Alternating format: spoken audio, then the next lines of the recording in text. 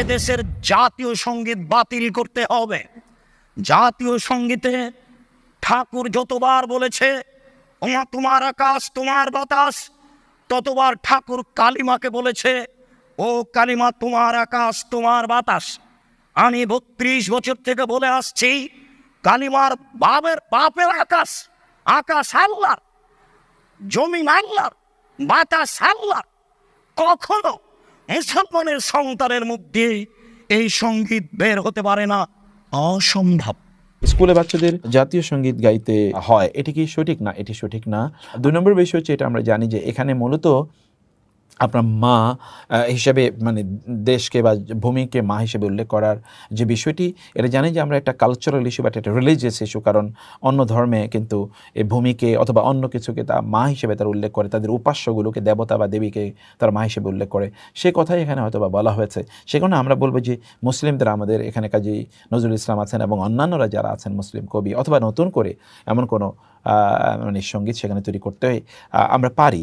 কারণ বা এটা করা কোনো প্রত্যেকটা দেশে এটা থাকতে পারে যদি তার মধ্যে কোনো শিরক না থাকে। যদি আমরা মনে করছি, ওলামায়ে কেরাম মনে করেন এর মধ্যে শিরক আছে, আমরা বলবো যে যারা রাষ্ট্র পরিচালনা করছেন তাদের মধ্যে দিনের ভালোবাসা আছে, সে কারণে আপনারা এটাকে পরিবর্তন করে নেন। কারণ এটা তো কোরআনের আয়াত না যেটা পরিবর্তন করা যাবে না। সংবিধানে যদি পরিবর্তন করা যায়, বারবার অ্যামেন্ডমেন্ট আনা যায়, তাহলে এটা কেন করা যাবে না? আমরা আপনাদেরকে নাসিহা করবো যে আপনারা এই কাজটা অনুগ্রহ করে করবেন।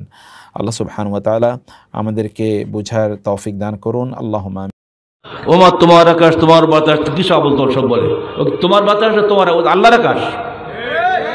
এই আকাশ কার? বাতাস কার? সূর্য কার? জমিন কার?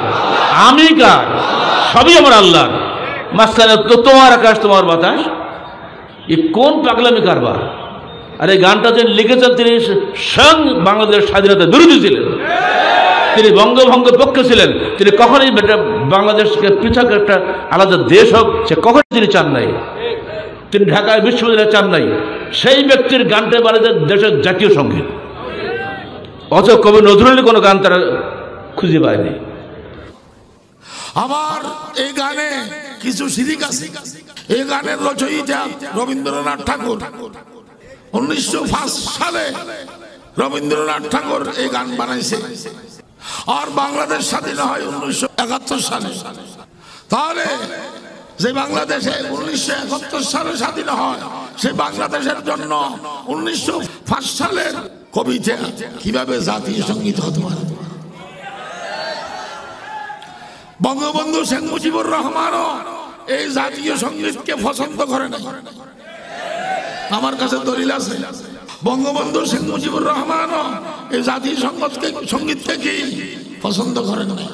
ওমা তোমার আকাশ তোমার বাতাস আমার প্রাণে বাজায় বাঁশি, এটা স্পষ্ট শিরক।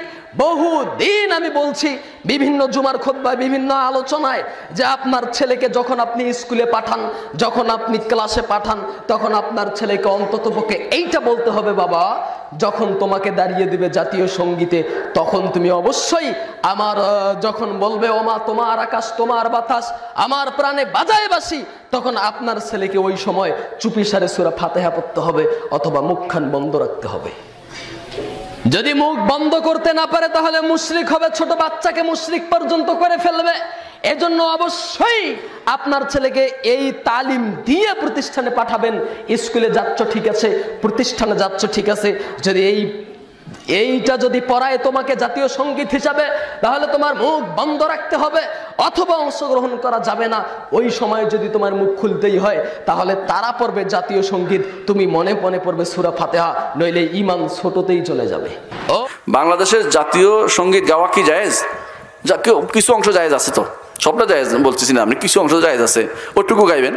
আর বাংলা আমি তোমায় ভালোবাসি, চিরদিন তোমার আকাশ তোমার বাতাস আমার প্রাণে বাজায় বাঁশি। এটা তোর বাপের আকাশ, এটা আল্লাহর আকাশ, এটা আল্লাহর আকাশ। এই জাতীয় সঙ্গীতের মধ্যে বলা হচ্ছে এটা নাকি কার আকাশ? এটা নাকি আমার মায়ের আকাশ, এটা নাকি আমার মায়ের আকাশ। আল্লাহ বলছেন এই আকাশ আমার, এই জমিন আমার, এই আকাশ ও জমিনের মধ্যে যা কিছু আছে সব আমার। অথচ দিন রাত মাস্টার সাহেব এবং মাস্টার সাহেবের ছাত্ররা দিন রাত বলতেছে জাতীয় সঙ্গীত, এরা এটাকে পাপ মনে করতেছে না। এই জাতীয় সঙ্গীত গাওয়া শিরক, এই জাতীয় সঙ্গীত গাওয়া শিরক।